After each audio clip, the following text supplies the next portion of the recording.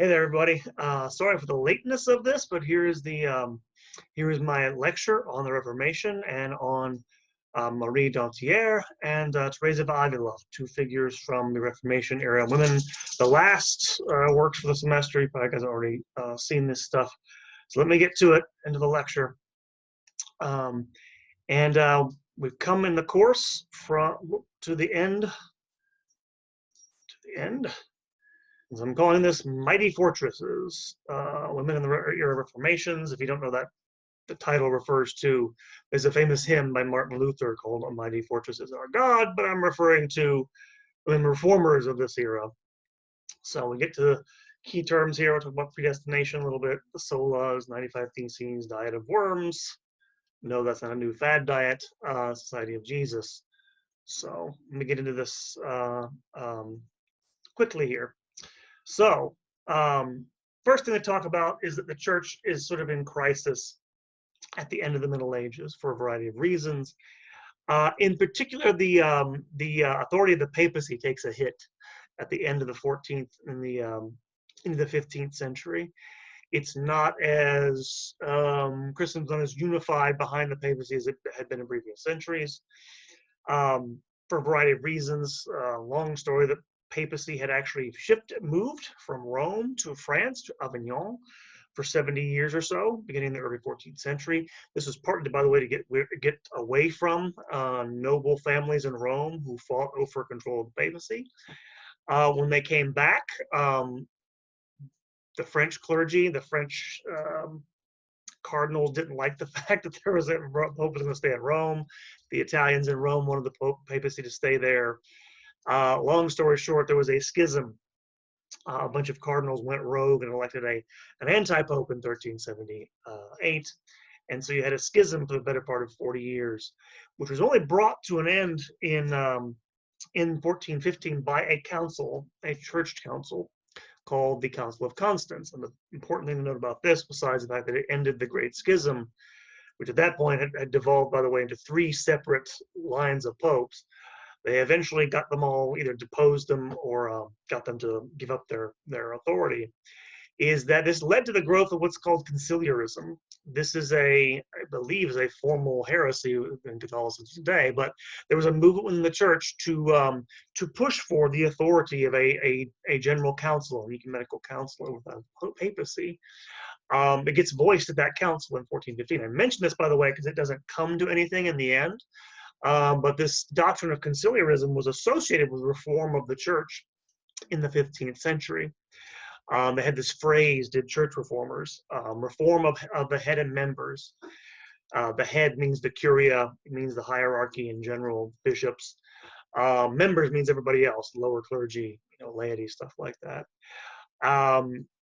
It had the support of some of the brightest minds in Christendom. It didn't come to anything. The papacy managed to outmaneuver it in the 15th century. By the time you get to the Reformation, it's already dead. But it did create conditions in which people thought only a council could reform the church, which is important. We'll get to that. Thirdly, you have, of course, political strife in Italy. Some of this I've already touched on in the last lecture on the Renaissance. You have popes getting in. Part of all this infighting amongst Italian political potentates. And this is one of the things that causes the Reformation. They're at odds with Christian monarchs, King of France, the Holy Roman Emperor, the elected monarch who more or less rules the territory we call Germany today. And so you have tensions because of all this. You also have massive corruption in the church itself, particularly in the curia. The curia is very corrupt. The popes know this. Some of them are corrupt at the end of the Middle Ages. And by corrupt, I don't mean, you tend to get lurid stories, and some of these are, by the way, quite true. The Borgia papacy, those are the worst ones in the Middle Ages. But the biggest problem is it's financial corruption. And by financial corruption, we mean things like simony. This is a term that refers to the buying and selling of church offices. But it means people, not just that, but for example, bishops who hold multiple bishoprics. Why is this a big deal? Because you hold the multiple bishoprics, so bishops have property attached to them, right? So they can run their diocese. Well, if you have multiple ones, that means you have more money. And so a lot of clerics in late Middle Ages will collect, if not bishoprics, then what they call benefices, that is church property attached to offices, and collect them and just make themselves rich. So this is a real serious problem. There are actually popes from the late Middle Ages did propose reforms to try to deal with this. Nothing was ever done, partly because, of course, people proposing those reforms are the ones who are actually going to be subject to them. And of course, people who have those sorts of advantages don't want to give them up. This is one of the reasons, by the way, people thought a council was necessary to reform. They didn't think the curia or the hierarchy could reform itself, and they were basically right in the end. There were other challenges in the church as well. One is the decay of religious life. Remember, I talked about earlier that sort of bright movement of mendicant orders, creation of new monasteries and stuff like this. There was a general sort of decay in a lot of ways of monastic life in later Middle Ages. Lots of orders fell away from the original strictness of what they were supposed to be observing in monastic life. A lot of people went into monastic life, put there by their parents, sometimes by noble families who had too many children, didn't know what to do with them. They put them there. Or people didn't have genuine vocations to that life, which is kind of rare anyway. But because it became part of social life, it became sort of, if you like, too much part of the world, if you put it in those terms. And so there's a decay of the quality of by religious life. By the way, I don't mean people generally being religious. I mean monks and nuns who live according to a religious rule, like the rule of Saint Benedict. I mentioned this before. I mean, this is goes along with the corruption of the curia, but episcopal absenteeism, again, bishops not residing in their own diocese, and therefore being absent, not being present in their flocks. And so, give me one moment. And not having their diocese, and so you have that problem. I mentioned simony as well. You also have heretical challenges to the church. There are two major movements in the church in this 15th century, 14th, 15th century, the Lollards and the Hussites. Lollards were followers of John Wycliffe, who was a Oxford theologian in the late 14th century, who, among other things, translated parts of the Bible into English, wanted to make it more available to lay people. He sent out what were essentially missionaries out with his translations in the countryside to reach poorer people. By the way, there were vernacular translations of the Bible before the Reformation in medieval Europe, but they were rare, and part of the reason they were rare is the church wanted to control interpretation of the scriptures. They were afraid people would take it in ways they did not think were orthodox. And in fact, Wycliffe himself did this. He denied one of the major doctrines of the medieval church, which is transubstantiation, which was something that was actually fairly popular in the Middle Ages. And he's probably the first person I can think of, well, one of the first people in the Middle Ages to do this anyway. And his followers were called Lollards. They were eventually sort of brutally persecuted and destroyed, more or less, in the 15th century by English authorities. But you have these challenges, again, to the institutional church continuing. The Hussites were, again, a kind of an interesting group of people. These are Czech reformers within the Church of Bohemia in the latter part of the 15th century. They're the person who was sort of the head of this movement named Jan Hus. He had been a reformer in Bohemia, kingdom and part of the Holy Roman Empire, modern Czech Republic today, who had attacked corruption in the church, denied papal authority. Basically, this is one real heresy. He was excommunicated, then put to death, by the way, by the Council of Constance in 1415. But he left a legacy of followers who, long story short, more or less managed to fight off the Holy Roman Emperor, tried to put them down, and establish essentially a parallel church, one that was still in communion with Rome, but was almost independent of Rome, effectively, for much of the 15th century. And so you have these, again, institutional doctrinal challenges to the church's teachings in the Middle Ages. You also have one other major challenge coming outside of Europe, which is the advance of the Ottoman Empire. This is the Islamic empire based in modern-day Turkey. It conquers Constantinople in 1453. By the time you get by the 1480s, it actually wins a battle, makes its way to Italy, Battle of Trento. Eventually conquers the Kingdom of Hungary in 1526, makes it to the gates of Vienna in 1529. So Christian Europe is being besieged, at least people think it is at the time. So there are challenges to the church on lots of fronts.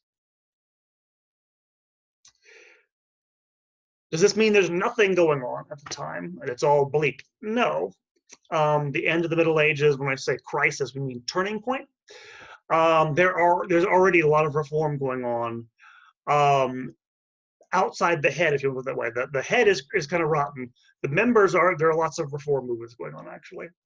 There are still newer and more quote-unquote observant orders. Observant orders are just a generic term historians give for orders, branches of religious orders who want to go back to the original strictness of the rule of life they're supposed to live. They're there. Some of them are actually fairly influential later on. There is a growth of lay piety at the end of the Middle Ages. People are becoming, relatively speaking, more literate as the Middle Ages come to an end, especially lay people. And so you're going to have things like the publication of mystical treatises by laymen, women like Marjorie Kemp, who's an English woman that publishes a work of hers. She has many mystical revelations in the Middle Ages. If you several people doing this in the Middle Ages, you have the formation of these things have been formed before, but new what are called confraternities. These are associations of mixed, priests, laity throughout Europe, who promote common religious life together. The most famous of these is the so-called Brethren of the Common Life, founded by a layman in the 1370s in today the Netherlands, which emphasizes, this is sometimes called the modern devotion, or devotio moderna in Latin, a piety which was focused on the interior life and on de-emphasizing external devotions, on a simpler form of piety. Simpler in the sense that it less stress things like pilgrimages and stuff like this, and a lot of the external, there's a lot of external to the medieval church. It's very grand in terms of its processions and all this other stuff, the panoply of its architecture and stuff like that. You also have other groups doing this as well. We also, by the way, know that more people were becoming, lay people, generally speaking, were becoming more whatever informed in their faith, because we have, especially with the invention of the printing press in the 1450s, increasing numbers of books of hours being produced for laymen.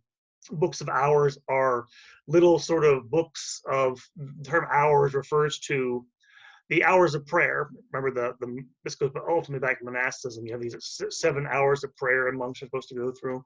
Well, you have condensed version of the stuff made for laymen who buy this stuff. There are copies of these still in existence.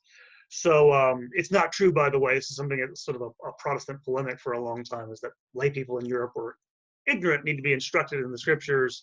It's not totally true, actually. In fact, a lot of you see is that what happens with the Reformation is that some of the people who are part of this reform are actually going to break off. Others stay in the Catholic Church in the Middle Ages. You also have religious humanism. I mentioned humanism last week, how it's not necessarily a secularizing thing. There were reformers who, when we say religious humanism, we mean people who wanted to go back to the earlier days of Christianity, try to purify contemporary life, not just the Bible, but also the early church fathers. The most famous of these, probably two most famous of these reformers, Desiderius Erasmus, I'll show you a picture in a minute, Dutch scholar, travels all across Europe, publishes not only editions of classical texts, which he loves, but of early editions of early church fathers, going back to the early Middle Ages. Not only Latin, but Greek, because he's a humanist, so he knows Greek. And so he's an important figure in all this. Sir Thomas More, the famous Englishman writer, writes Utopia, becomes an opponent of Henry VIII. We'll get to that in a moment. They also want to use humanistic learning to, again, to make people's faith more, more simplified, more devout, more pious, filled with less extraneous things. And then finally, there are in different parts of Europe reforming bishops who do good work in their diocese. I'm thinking of one man in particular, a bishop in Spain named Cisneros, who is a humanist himself, who actually encourages the education of the clergy, education of laity. Um, one of his people who was associated with the sort of Spanish humanist movement in the 16th century is a guy named his name Juan Luis Vives. He's a Spanish humanist who writes a book on the education of women, for example, how to educate a Christian woman, that sort of thing. So you have that happening in certain places across Europe. So there is a lot of reform going on the ground. It's getting no direction from above, and this is the problem in the late Middle Ages. This is one of the reformers, Desiderius Erasmus. You can kind of see him there, scholar's robes. Just give you a picture of what he looks like. You see that little book down the bottom that has letters in Greek on it, so you know he's a classical scholar, a humanist. And so he's one of the people who will be critical of the contemporary church, but does not go with the Protestant Reformation, as you're going to see for a variety of reasons. That is going to come to Martin Luther. And so we come to, how does this happen, the dividing of Christendom? Well, generally starts with Martin Luther. Martin Luther is a son of a miner, guy who owns his father owned a mine in Erfurt in Germany. He is someone who suffers bouts of scrupulosity. He worries about the salvation of his soul. In fact, he has a kind of rough upbringing. His father's a fairly boisterous guy. He doesn't abuse him or anything, but it's a rough environment. He's it comes from peasant stock, but not poor. His father was actually wealthy when he was growing up. They had money because of the mining business. But it's a place you had to assert yourself if you wanted to sort of succeed. In any case, a pious guy with sort of neurotic, I won't say he had emotional problems, but he did suffer from things like depression. We know that at this point. Well, Luther did. Anyway, he was traveling during a rainstorm at one point, and he was so terrified by the lightning that he apparently made a vow to God that if he survived the rainstorm, he would become a monk. And so he survived the rainstorm and became a monk. This is very interesting, by the way, not only because it's a strange way, of course, to make your go into the priesthood, but he, interestingly enough, disobeyed his father's wishes. His father wanted to become a lawyer, help the family business. He went off to become a monk instead. This is in contrast with another reformer, Thomas More, who desperately wanted to be a monk. His father wanted to be a lawyer. His father was a lawyer. He went and became a lawyer instead, and then a politician. So he enters the Augustinian order in 1505. Eventually, his confessor sends him off to Wittenberg to study theology, where eventually he'll graduate and become a professor of theology there. And he begins studying the Bible in detail. And he'll eventually come up with his own interpretation of particularly the idea of faith alone. We'll get to that. But it's based on his work up through 1512 to 1516, studying the Bible in the university there. However, what leads him to become the man who begins this break within the Christian world is a conflict over the sale of indulgences. And we need to go back and explain what the hell indulgences are. Indulgences are basically remittances for time you'll have to spend in purgatory in medieval Catholic and still Catholic theology, working off your venial sins, right?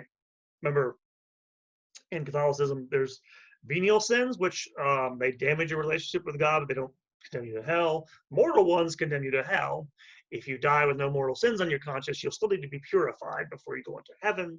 So this idea of purgatory is the idea where you work that stuff off before you go into heaven. And the idea was, because the church is, given authority from Christ, that it has the right to basically remit those or get rid of some of that in exchange for good works, stuff like that. Or by the Middle Ages, it becomes, of course, payment in money, which leads to lots of abuses. And so from the 14th century, when this becomes really bad, there have been critiques of this for a couple centuries before Luther. It's not new what he does, but it becomes particularly bad in Germany in the early part of the 16th century, Why? Because you have the papacy, which wants to rebuild St. Peter's Basilica, is using the sale of indulgences to finance that rebuilding. It has one of its sellers of indulgences, a man named Johann Tetzel, a Dominican friar, go throughout Germany to sell these things. And um, so you have some people are scandalized by this because, again, it gets out of hand a little bit. I should mention, by the way, this wasn't really as big of a deal elsewhere, the sale of indulgences, the abuse. There are abuses, but there's no great outcry against this in places where the Reformation will eventually take over, usually through the state, in England, in Scandinavia. In Spain, for example, the bishops there forbid the sellers of indulgences from coming into their territory. So this is unique to Germany, is my point, and connected with the papacy is what sets all this off. And so what Luther does is he critiques this. He's an academic. And so he, long story short, we don't know when or where he actually posted. It's supposed to be, again, the details don't matter, but it's supposed to be on the church door. It could be on this, that. We don't really know. What he actually did, we're not really sure, by the way, what he wanted to do. He actually sent his 95 Theses to his bishop, Albrecht of Mainz. Why is this important? He's sending it to his bishop because he's not challenging the church at this point. In 1517, all he wants to do is challenge the sale of these indulgences. I mentioned that because he had no inkling of what was about to happen. What happened was somebody got it, because he sent this, I'll show you the printed version of it in a second. Somebody got a hold of these 95 Theses and printed them. Printing press is very important in all this. Because all of a sudden, because in Germany especially, right, I forgot to mention this, the Council of Constance, way back 100 years before, there's been the birth of this idea of conciliarism, had let the idea that, there needed to be a church council to reform things. That idea was still kind of current, even if the movement itself had more or less died out by the early 16th century. In Germany, there's a real appetite for this stuff. So when his theses get printed, they become bestsellers. And it makes him a celebrity. And in fact, this is one of the problems that brings him to the attention of Rome. They make him meet with a cardinal named Thomas de Vio, or sometimes called Cajetan, who was one of the great theologians of the day. At this point, and again, this is the point here, is that some point between 1517 and end of 1518, when he meets with this cardinal, Luther's critique has shifted. He's no longer criticizing the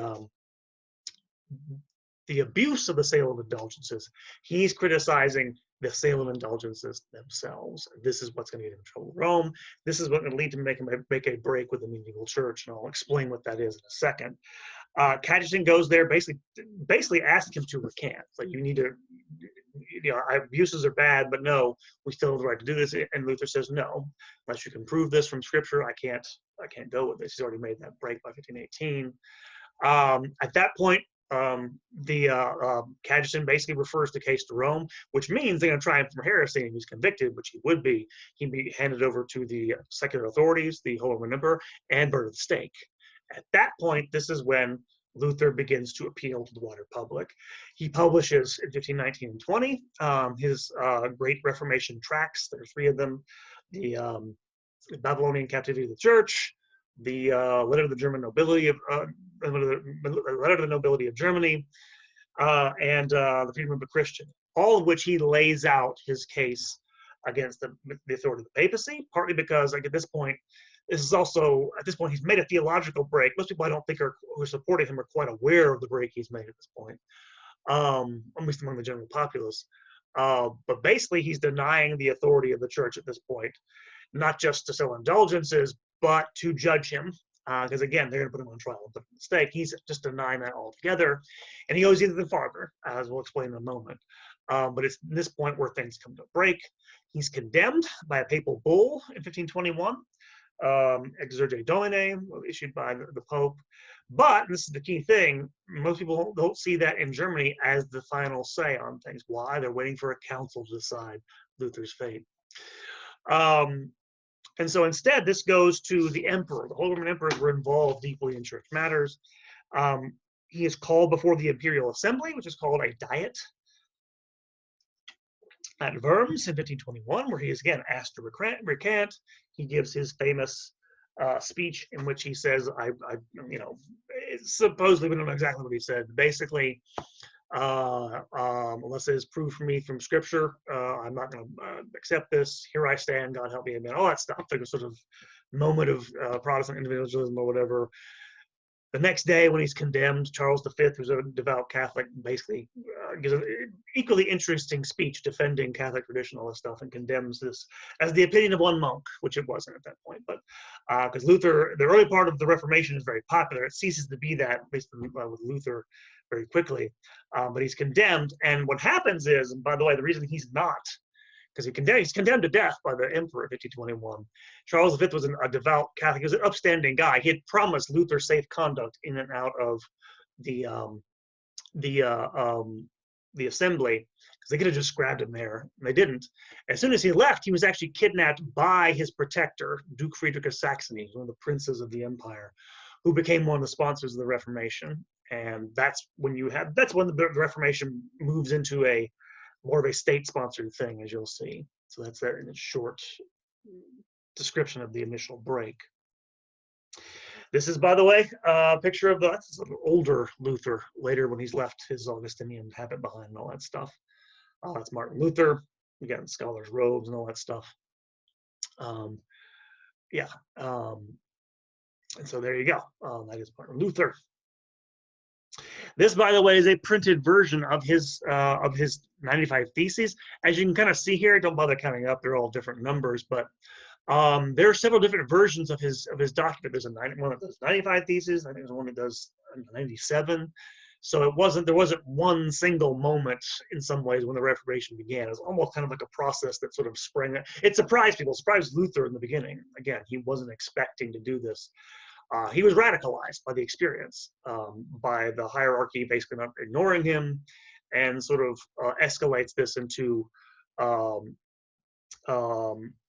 break, which I'm not even sure he realized the full implications of what he did, perhaps. But it begins with this critique of indulgences, which, by the way, all those would have been more or less within bounds of orthodoxy. This is the bull. Bull is a papal document issued by popes. Leo X, by the way, is the Pope at the time. Leo X, by the way, just as an aside, is not nearly as corrupt as his predecessors. Leo X was a fairly devout, actual. He was a fun-loving guy. He liked fine things. He was kind of venal, but no mistresses, nothing like that. It's kind of irony it happened under him rather than they say Alexander VI was the Borgia Pope. He was the sort of the soap opera one. Well, Louis X really was not, but this is again the frontispiece of his papal bull as it was printed in 1521. Then finally, just a woodcut. Again, this is one of the things when we talk about, when I say the printing press appealed to people in Germany, it's very crucial for making, for spreading Luther's fame. A lot of it wasn't necessarily written word, because most people still can't read. A lot of it's woodcuts like this. Images of the brave Luther standing up to the Pope, and which, by the way, wildly popular in Germany because we talked about last time and a few lectures before this, the growth of national feeling, like this idea that he's this good German, defending German freedom against this, foreign Italian Pope, which he appeals to, by the way, when he writes his letter to the German nobility, asking them, because he's abandoned by the hierarchy in his mind, he's asking them to reform the church. He's playing on nationalistic feelings to a certain degree, amongst other things that he's doing. But he's also making a break with the past in many ways. His transformation, hard to explain. I could spend way too much time talking about this, but his transformation had to do with salvation. Luther was someone who struggled with the idea of whether he was saved or not. And you have to understand something in traditional Catholic theology, going back from the very beginning, no one was supposed to have absolute certainty of their own personal salvation. Paul says, I think it's in the letter to the Corinthians, that one has to work one's salvation out with fear and trembling. No one as an individual is guaranteed that they're absolutely going to have objective, criteria for if they're personally going to be saved. You could have objective knowledge of how, in general, to be saved, but not about your own personal salvation. Luther was a real, a lot of Sturm und Drang in his story, very much inner conflict, all this stuff. At one point, he thought he was, he feared God would damn him to hell. He was afraid of God's judgment, and that's what played into this idea, which which he embraces, of salvation by faith alone, which is the big thing, and justification by faith alone. What does this mean? Well, two things. One thing here to talk about um, is the idea that you don't need to do anything to be saved, right? This is one of the things he struggled with. I'm doing those good works. What good does it do? I still feel like God hates me or something like this. He comes to the idea that basically salvation comes through faith alone. And justification in particular, that doctrine of justification means how do you go from being someone who's born in original sin and therefore deserving of damnation to someone who is saved? And the Catholic idea basically, as it gets defined, especially later in the 16th century, is you're given an initial burst of grace. Then with that grace, you can do good works, to which, with God's help still, you'll increase your holiness of life. You'll be sanctified through doing these good works, which eventually God, through more grace, will bring to fruition if you are saved, if you persevere through your free will. And what Luther says is no. There's no free will, there's no grace, there's no good works. God does the whole thing himself. You don't do anything. You're completely passive before his will. You can't resist his will. The implication of this, by the way, is you can do nothing. Nothing you do can contribute your salvation. And by the way, if that sounds like a kind of a dreary idea, it was for someone like him who was suffering all this scrupulosity, if you want to put it in those terms. It was liberating. You no longer had to worry. As long as you're convinced you're saved. Of course, if you're damned, that sucks. But of course, he didn't embrace it because he thought he was damned. He embraced it because he thought he was saved, right? So that's one thing. Another thing is, and by the way, when we talk about faith alone, the Latin tag phrase, which is usually attached to many of these doctrines I'm talking about here, is sola. Sola fide is that is justification by faith alone. Sola scriptura is the authority of the Bible. Again, because Luther,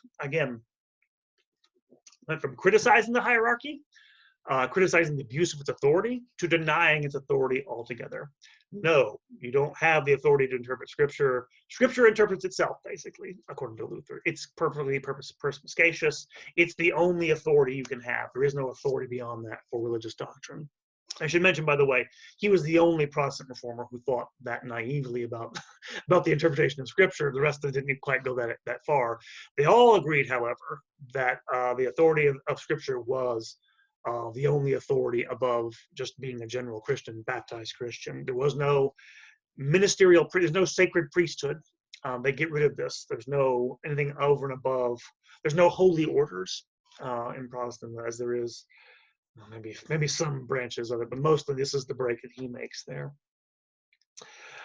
In contrast, there's what he calls, what's sometimes called the priesthood of all believers. We are all equal through baptism.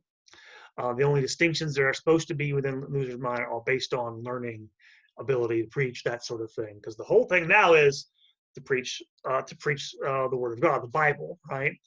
One of the other things that he gets rid of, because they're justified by faith alone, there's no external thing that you can do, right? This, by the way, we'll talk about the Eucharist in a second, but good works, stuff like this. But it also means you don't need a sacrificial priesthood, right? Remember the Catholic idea is the Eucharist is the representation, right? The representation of Christ's sacrifice on Calvary. The Eucharistic wafer becomes the body and blood of Christ through the pronunciation of the priest's words during the Eucharist. That's why it's taken to be this holy thing. They get rid of that entirely, because again, that would put somebody in between you and God, basically. This is, for Luther, this is just you and God, and there's nothing else. There's no mediating priesthood. The church is no longer a mediating thing between you and God. It is now just you and God, I guess, in some ways, but it's the bond of believers who believe the gospel in an interior way, basically.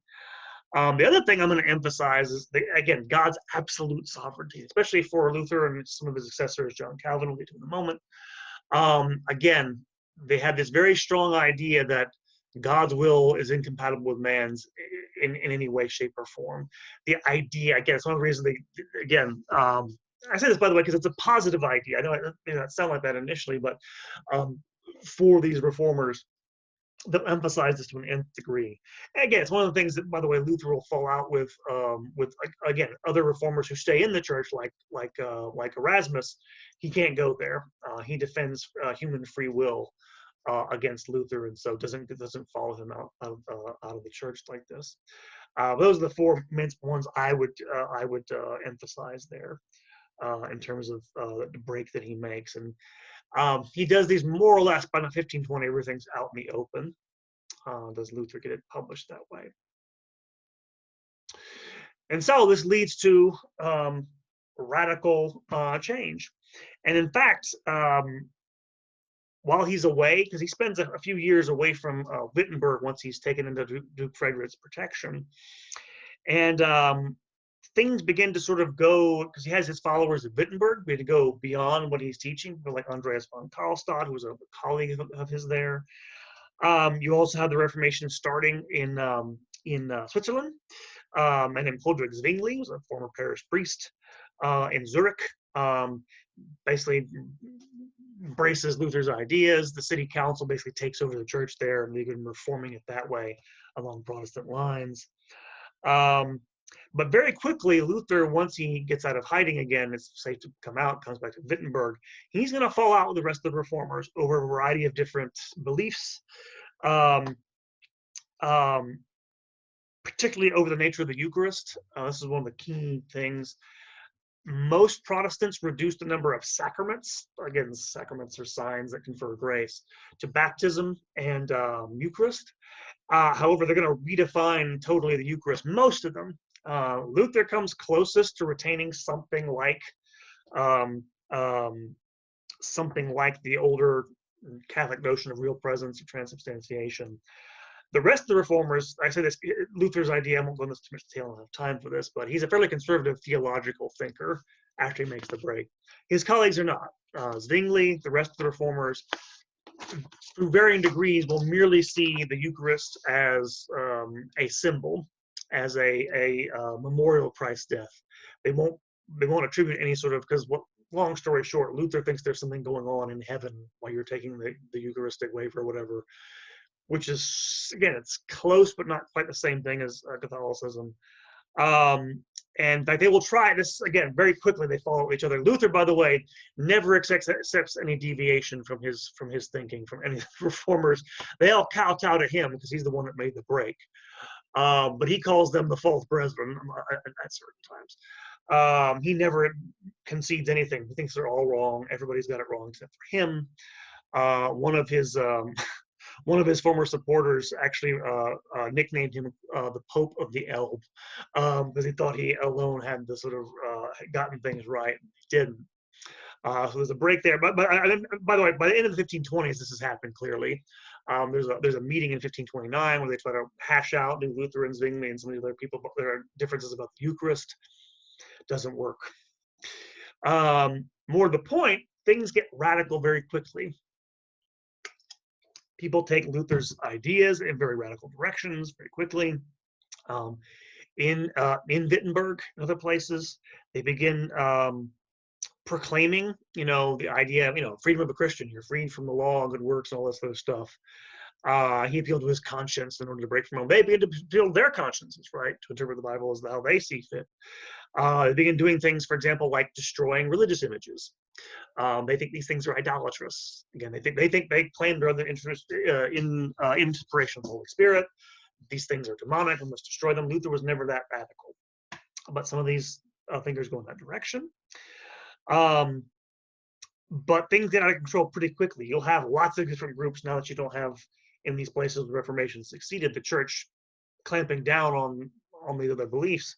All sorts of things that are going to come out of the woodwork. Some reject any form of institutional church, these radical reformers. This is a term, by the way, later historians give that, radical reformation.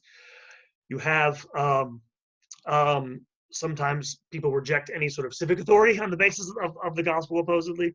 Others are proclaim an egalitarian form of Christianity to the point of letting women preach. Not many, but they're there. Others practice even crazier things like polygamy, they're going back to the Old Testament. That's why, or even in very extreme circumstances, this is very rare. Practice things like polyamory, if you actually know what that is. Free forms of free love. Again, I won't get into this, but some of it goes crazy, literally. Most important of these groups who actually go in radical directions are called the Anabaptists. Anabaptist means literally rebaptizers, and this name is given to a broad spectrum of groups who reject infant baptism, which again, this horrifies people in Europe, because baptism is your entryway into the church, and what they're saying basically is that baptism is for an informed believer who can give their assent to God's will. You can't do that as an infant. And yet it's been practiced since time out of mind in Christianity. And again, it's what makes you part of the community, any community in Christian Europe. And so to deny that is basically saying that everybody who's been baptized as an infant is going to hell. So everybody hates the Anabaptist, even though they're fairly pacifistic, by the way. They're intensely persecuted. You even have, by the way, a full-scale rebellion breaking out in the 1520s called the Peasants' War, in which a bunch of traditional peasants' revolts gets bound up with Luther's ideas, and a bunch of these peasant rebels against civic authority will appeal to Luther's ideas in order to throw off their noble lords, the emperor.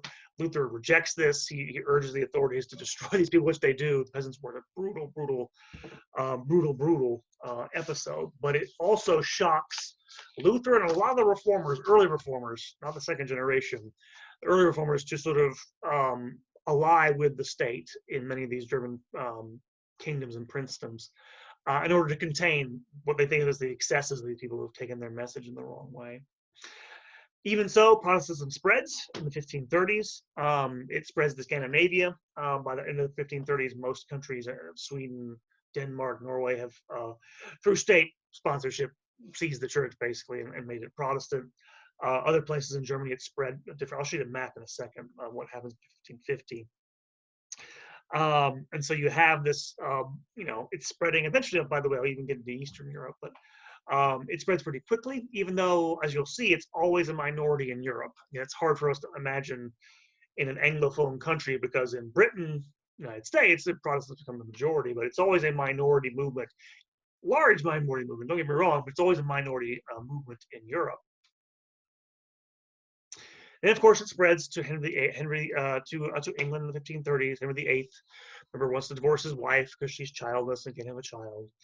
And so he makes the break with Rome, gets the government, gets the parliament to actually issue a decree granting him a divorce. He makes himself head of the Church in England. He doesn't change that much, by the way, except for that doctrine about, giving himself an annulment. At least at the end of his life, it remains more or less Catholicism without the Pope.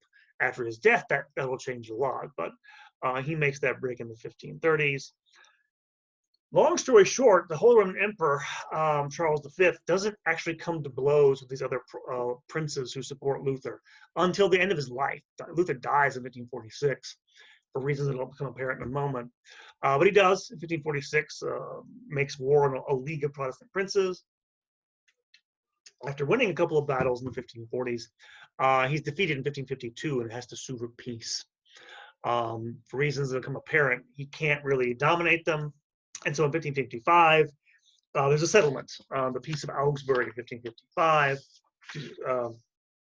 which basically leaves a compromise in place, sometimes called cuius regio, cuius religio. Whoever the king is, that's religion of the state. And so wherever the state, no matter how numerically strong the other branch is of Christianity, I guess, if the king is Catholic, the country is Catholic, with some concessions being made in practice for Protestants. The king is Protestant, or the duke is Protestant in his lands, that'll be the official religion, and it's left as a compromise piece by that point. By the 1550s, Europe is permanently divided along these lines. So what about the Catholics? Well, I mentioned it before, there had already been reforms going on, not among the hierarchy, unfortunately. There were initially steps to try to counter Luther's ideas. They were very ineffectual, and they were ineffectual for a couple of reasons. One is that, well, actually, one bigger reason. One is they didn't understand the nature of Luther's following. They thought this was just another squabble between academics, professors, or a squabble between monks, which happened a lot in the Middle Ages. And so people in Rome didn't take it seriously, or when they did, this is the other problem they had, they thought this was an intellectual debate, which it was in many ways. But his success wasn't because Luther won over a lot of academics. He really didn't win over a wide, if he had, it would have made a movement anyway. It was because he appealed to the general public in ways that the Catholic hierarchy just didn't understand the import of until it was way too late. And so they're writing these big Latin treatises refuting his arguments, while for example, the followers of Luther are printing these woodcuts of the Pope in hell and portraying him as the Antichrist and stuff like that. And that's why they basically lost out. So it was ineffectual what they did to combat it in that sense. There were attempts at reconciliation, not mostly, by the way, initiated by the papacy, mostly by the Holy Roman Emperor, Charles V. I mentioned those in meetings of the Imperial Assembly, diets. There were a bunch of them held from the 1520s up to the early 1540s, trying to reconcile. This was probably, by the way, pointless after 1525, but they did it anyway. Partly because you're wondering why Charles V didn't just grab Luther, didn't just make the princes of the empire submit. The reason why is, again, the empire is this sort of elective monarchy. The princes have a lot of authority. He can't just impose a solution like, say, the King of France could on his nobles, or Henry VIII, who did it there, right? He imposed the Reformation. He couldn't impose the Catholicism on these people. Partly, by the way, because he needed them because, of course, Europe is being invaded by the Ottomans in the 1520s, and he needed them, their taxation money, to actually raise an army to defend against that. He was also fighting Charles V, the Holy Roman Emperor, with Francis I, the King of France. They're both Catholic, but they're fighting anyway. And so that drains his resources, the reason why this doesn't come to much. I will mention one of these meetings, by the way, because it's important. In 1529, at the city of Speyer, Protestants, again, Luther's supporters are invited. They're not allowed to, I guess, give their opinion because they're, long story short, there's a falling out. And before they break up, the Protestant theologians in this entourage of these princes issue a protest to the imperial diet against the proceedings. That's where the term Protestant comes from. It was originally applied only to Luther's followers in Germany because of that. But up to 1541, they're still Charles V tries for practical reasons, but also he wants peace in his realm. By the so-called Colloquy of Regensburg in 1541, where there's one last attempt, get theologians together to try to patch this up. It does not work, it fails. And if you're wondering, by the way, why there isn't a council, we'll get to the Council of Trent in a moment, called before this, the reason why, part of it's because the emperor has to be involved in this, because the emperors insisted that any council take place within Germany, or at least in the bounds of the Holy Roman Empire, and they're at war constantly. The other reason is the popes are terrified of what will happen if a ecumenical council is called. They're afraid there'll be more attacks on their authority. That's why they wait so long. And so that's one of the reasons why and by the way, they would have had to have called one 1522 to get anything done. By 1525, the Reformation's already basically done. People don't realize at the time, it's not quite clear, but by then it's almost probably too late. In any case, I make that distinction between Catholic Reform and Catholic Reformation because the Reform's already going on. The Counter-Reformation, as sometimes used to be called, to make a distinction today to historians, against Protestantism really begins, again, outside the hierarchy in the 1540s with the formation of the Society of Jesus as an order of priests founded by the former Spanish soldier Ignatius of Loyola, Saint Ignatius of Loyola, who while he is recovering from a wound, battle he fought, begins reading religious literature, begins to have this inspiration to create the Society of Priests. He goes to Rome, and basically he creates this order, which it's kind of hard to describe, and I don't have much time to do this, but it's a different type of religious order. It's very much an active. It's not contemplative like the old religious order. It's not a mendicant order where they go around begging. It's an order of priests who it's almost run along military lines. It really kind of is in terms of its command structure, um, but also this intense piety that he has, very interior, intense piety, which he promulgates. He publishes a work called The Exercises, and they're these spiritual exercises, which are meant to make the people who go through them really reflect on their inner life. I mentioned this because this will kind of dovetail with Therese of Avila. But it's this new sort of piety and spirituality, which is it's militant. It's, by the way, people in Rome don't like it. In fact, again, Rome's early 16th century was kind of a tawdry place. But it does find, by the 1530s, when he comes to Rome, it does find some, and it finds, finally, you have a pope who's willing to do something. Paul III, in 1540, gives his approval to its creation. And one of its purposes, by the way, just to wrap this up, is to combat the Reformation. It will become the major educational enterprise in Europe. The Jesuits will, partly through education, partly through missionary work, become the sort of shock troops of the Counter-Reformation. But finally, a Reform Council does get convened in the 1540s at the Council of Trent. Finally, Trent is within northern Italy, within the bounds of the Holy Empire. And it meets over 3 periods. It actually meets over 18 years because it has to be sort of suspended, partly because of war in Germany between the emperor and the French king, and then later on the emperor and the Protestant princes. But it finally does 2 things, actually. In all the sessions, there are 25 sessions of Council of Trent. It will pass 2 types of decrees. 1, decrees clarifying, reaffirming Catholic doctrine, and condemning Protestant doctrines. By this point, they do, by the way, invite Protestant observers to come.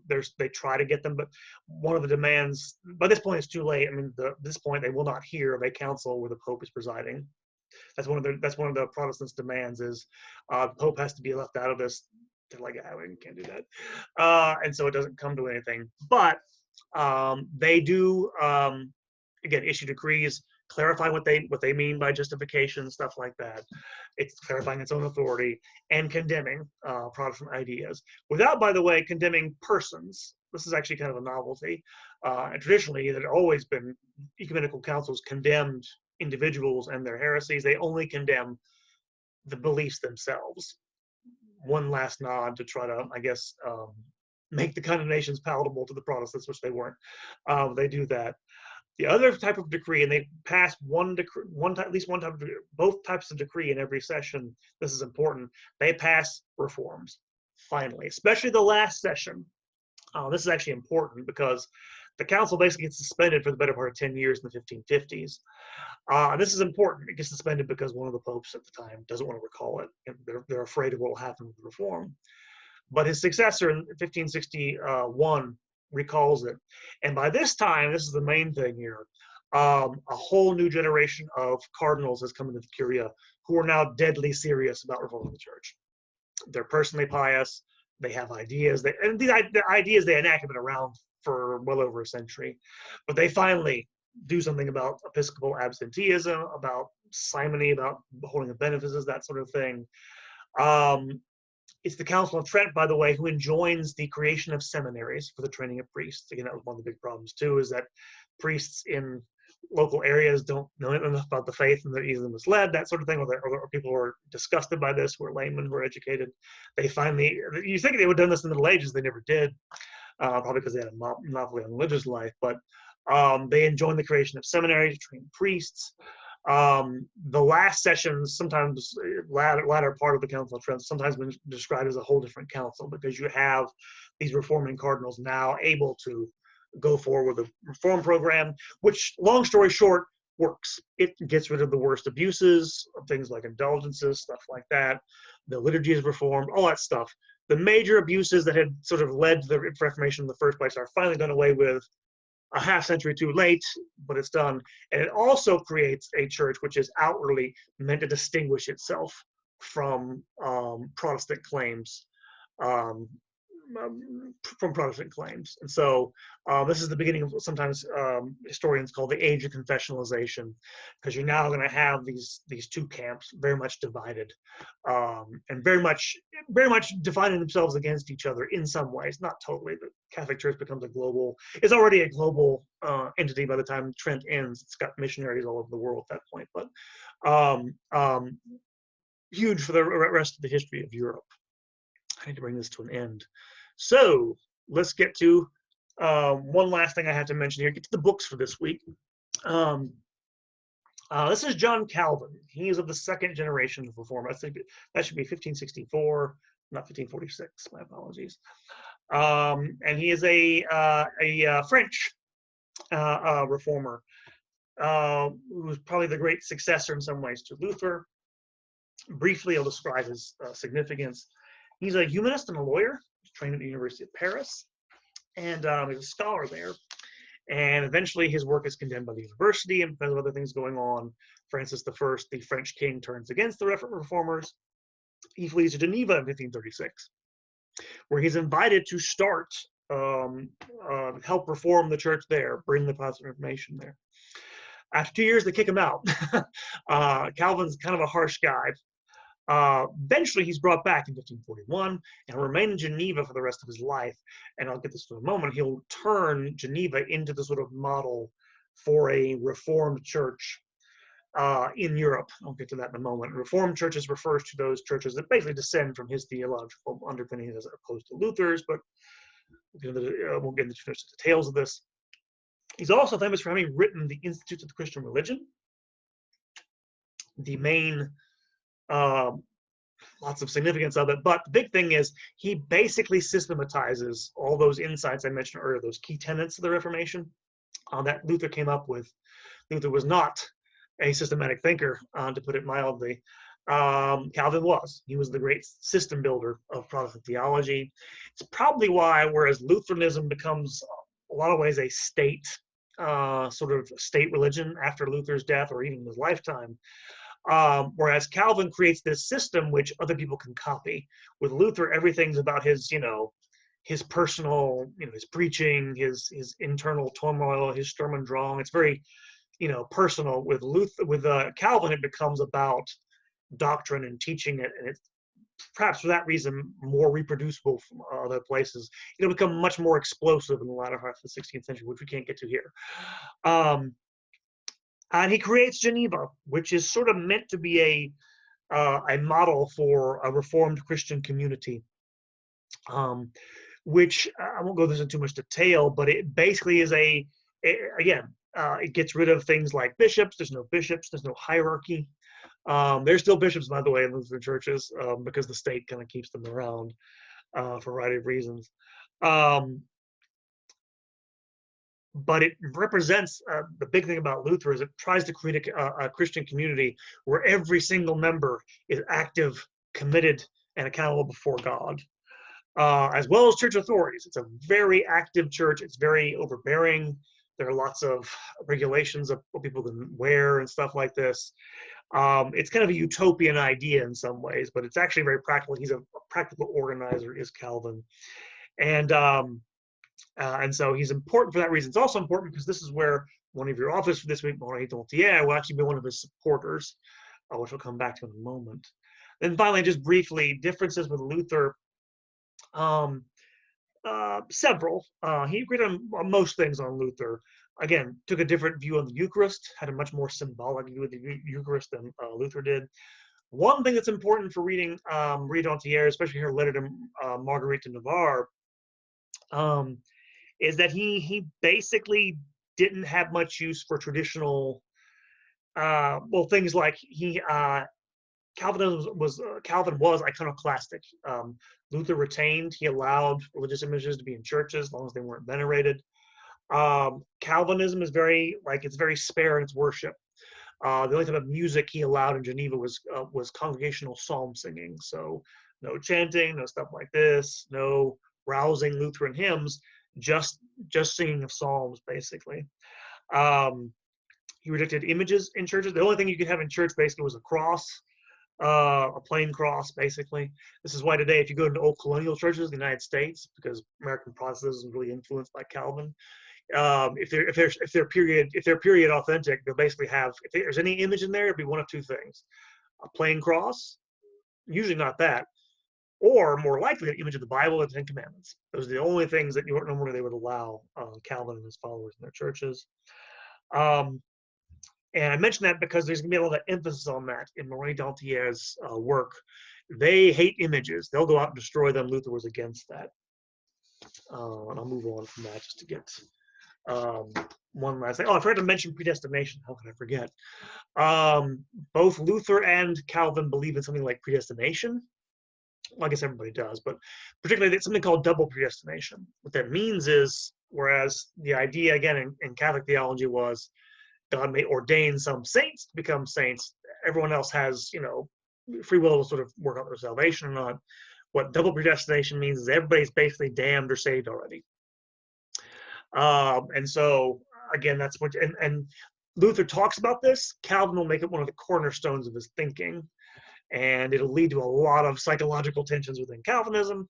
But that idea of predestination, again, if that sounds awful, again, remember one of the things that's about that idea is it's only awful if you think you're damned, and nobody embraces that doctrine unless they think they're saved. Which, if you do, by the way, if you really believe that, think of how liberating that is.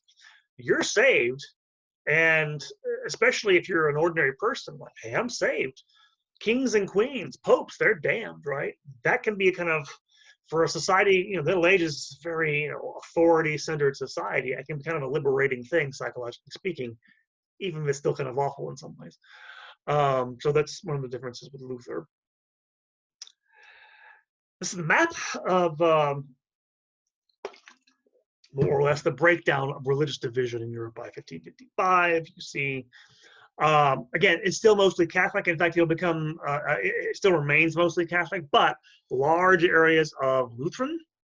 You see the countries in Scandinavia who embrace it. Mostly northern Germany, where Lutheran churches, that's where Luther's born up here in Erfurt. Wittenberg is where he teaches. So it's mostly the southern half. Again, today it's like, Austria, places like that. They remain more or less, Bavaria, southern Germany, except for, of course, Switzerland, where you have, again, Reformed churches there.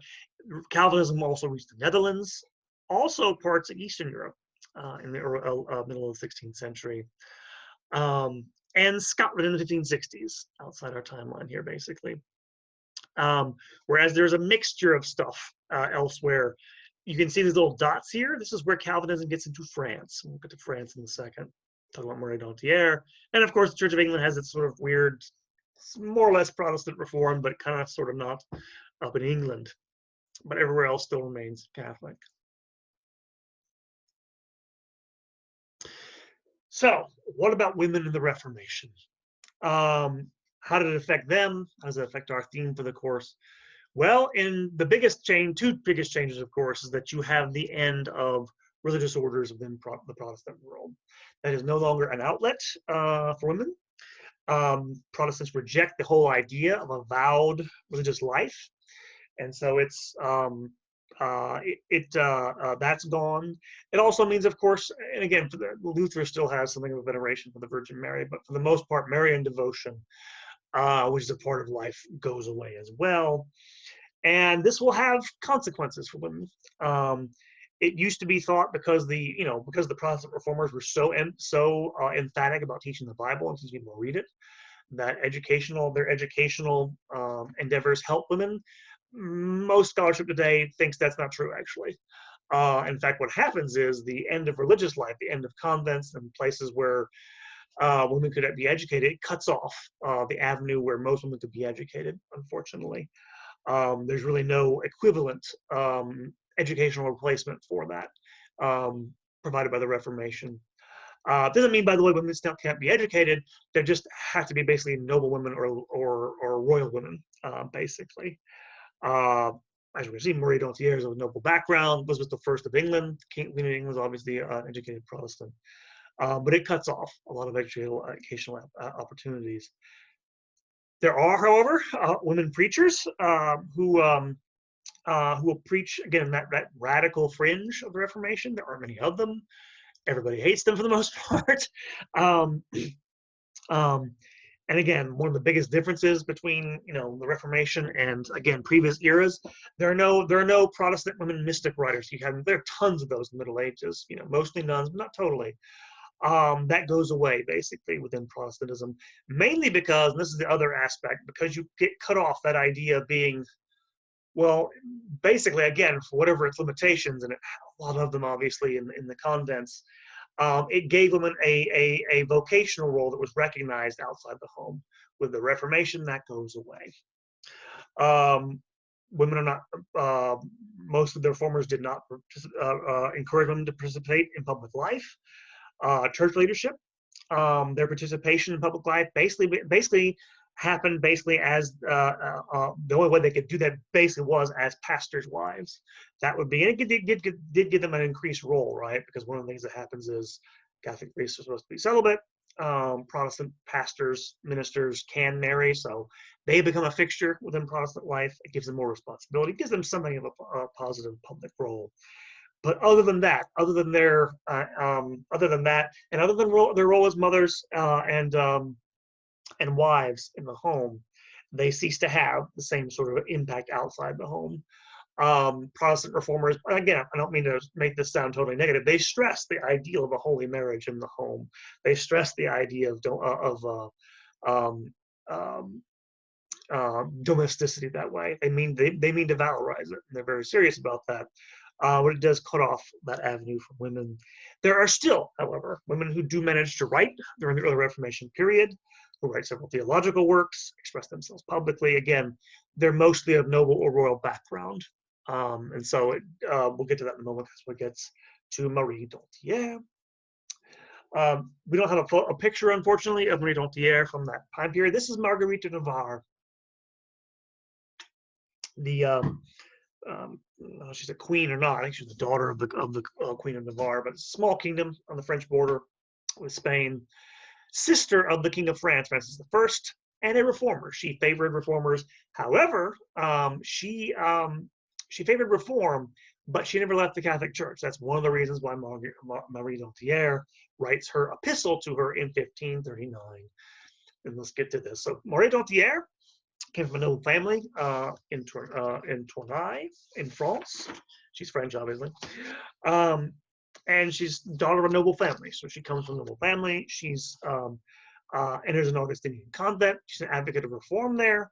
But eventually she gets wind of, pretty early on, the ideas of Luther. And in 1521, leaves the convent, joins the French reformers in Strasbourg in 1521, marries, where her first husband becomes a pastor in Switzerland, and he dies, and she remarries in 1533 a man named Antoine Fromont, and moves to Geneva with him in 1535. And this is where she sort of enters the historical record. She becomes, to her husband, a supporter of John Calvin and his reforms there in 1536. She will actually write, by the way, a pamphlet describing the events of 1532, 1536, describing the Reformation in Geneva.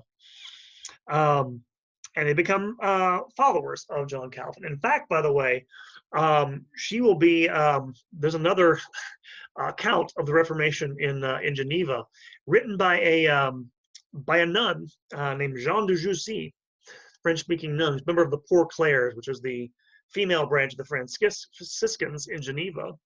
And pretty interesting, because she talks about Marie d'Antière in her account of the Reformation, because what Marie d'Antière, but also men would do, is they would actually go into these convents and preach these women to try to get them to leave the convent, which the nuns apparently hated and rejected.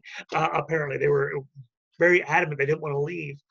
Jean de Jussy, the head of the abbess of that Franciscan convent, describes the harassment, the destruction of churches that the reformers used against them.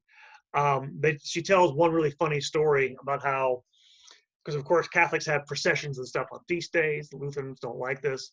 She talks about how Lutheran women on these feast days would make a point of doing their laundry in public. You know, not supposed to work on a holy day. So they made their you know their the point, these Lutheran followers, these women Lutheran followers, of doing their laundry in public to sort of stare down the Catholic women who are doing these processions.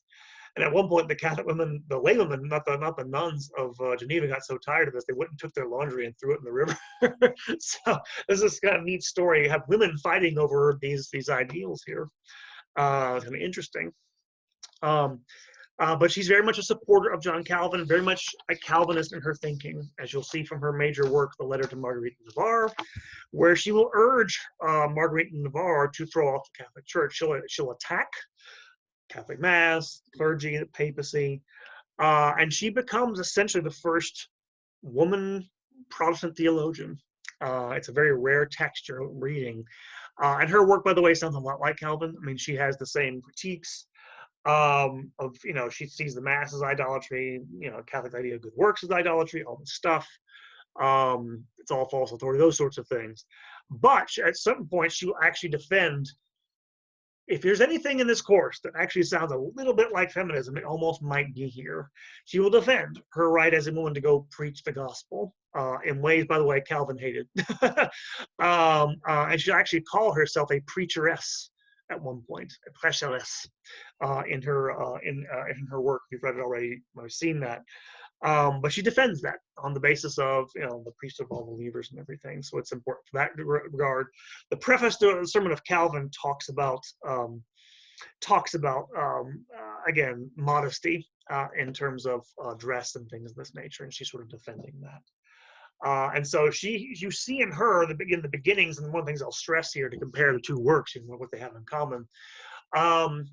The Reformation era sees on both sides, Catholic and Protestant, an intensification of the individual, because now the church is divided. People are looking a lot more introspectively at things, or asserting their right as individuals to discuss the gospel here. That's kind of where I'm going with Marie d'Altière.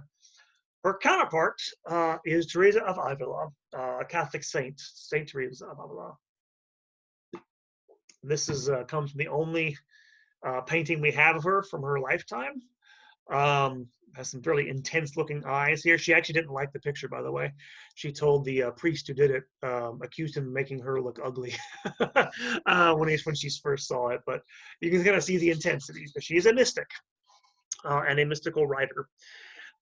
She is a Spanish mystic of the Reformation era, daughter of a merchant, comes from, again, middle-class background, unlike Marie d'Altière.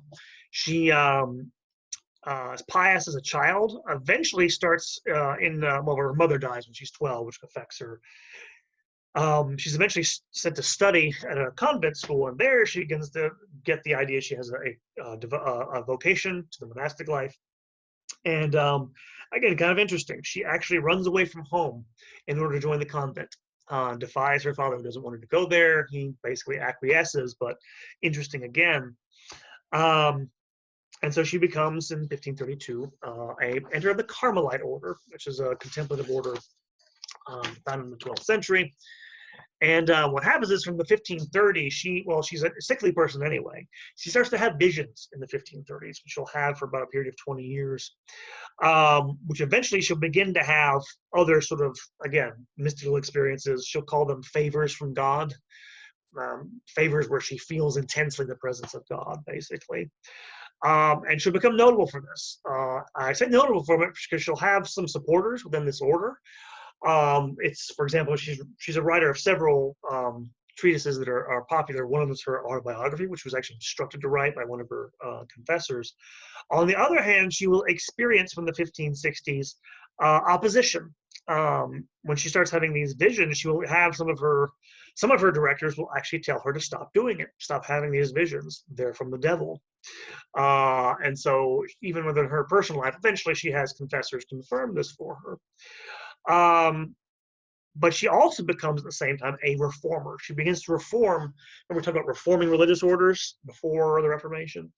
She starts founding these reformed branches of the Carmelite order, and she encounters a lot of opposition. Why? One, people who are already in these houses who have a fairly easy life don't like this, because she's, again, proposing to go back to the very strict interpretation of the original rule. But also because again, these monastic houses become part of the communities they're in. The townspeople profit from this stuff. They don't want to have to support a poor religious order. So you have these tensions even within the Catholic Church, which are still there after the Reformation. Point is, it's in the 1570s where literally, like, the head of her order tries to basically stop her from doing this. She's actually enjoined to go to retire to a convent. Her whole movement, she found several of these convents that put under the head of an order who's not very sympathetic to her. One of her confessors, one of her friends, who's also a reformer, a guy named John of Avila, Saint John of Avila, is also a Catholic reformer mystic. He's actually put in prison by the head of his order. So there's a real serious tension here.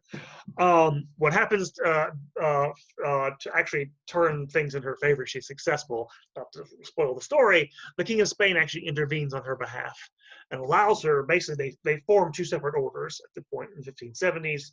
The sometimes called the Calced Carmelites. Calced just means, long story, means having shoes on.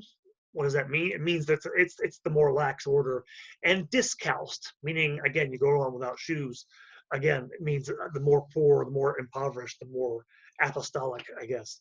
Her branch in the end of her life in the 1570s. And it's in that period when she's going through all that she begins to write the work, the selections of the work you'll read here, The Interior Castle, which is her mature thought on spiritual life. And again, the emphasis there is on interior prayer. And I mention this just because she's comparing the soul to a castle, and the center of which dwells God. And therefore, you have to go into the center of this castle to find him. And the idea is to have the soul kind of enter very deeply into communion with God, very much as an individual. And what she talks about in this is that you'll find the center of that God is at the center of yourself, essentially. And it's distinguished by different stages of prayer. I give you a couple of chapters there. I don't remember which one at the moment. And all this affects progressively the individual's journey. I mention all this because this is mostly fairly traditional, but the way she talks about the individual, the way this intense focus on the interior, as by the way, the mighty fortresses, that's a reference, references to the interior life. Because again, what's happening is all this conflict, the Reformation, but even within the Reformation churches and within the Catholic Church afterwards, people are more and more looking at an interior life. And this idea of introspection is going to be very important for not just later modern religious thinkers, but modern thought, actually. Her works were widely read in Catholic Europe, and there's a possibility that she has an influence on someone you'll probably definitely read if you'll take I don't know if they haven't assigned this to me next semester, if you take Western Civ 2. I actually found one scholar who argues that she influenced René Descartes, the founder, in some ways, one of the founders of modern philosophy, because his philosophy has this intense focus on the individual soul, right? He almost certainly read, we don't have evidence of it, but he must have read, if not her works, then works like this that were being produced in the Counter-Reformation period, this heightened emphasis on the individual soul. So that is, and so I'm going to talk about on Thursday, talk about our discussion, compare these two types of, which one was the true reformer, that sort of thing. How does the different ideas play out in the Reformation with reform and women's life? Which one was, which one was more the true individual or something like that? We can talk about those sorts of things. But interesting to compare the two figures, very different figures in terms of their impact on the Reformation. So that is it. And hope you guys get something out of it. I will see you guys in discussion.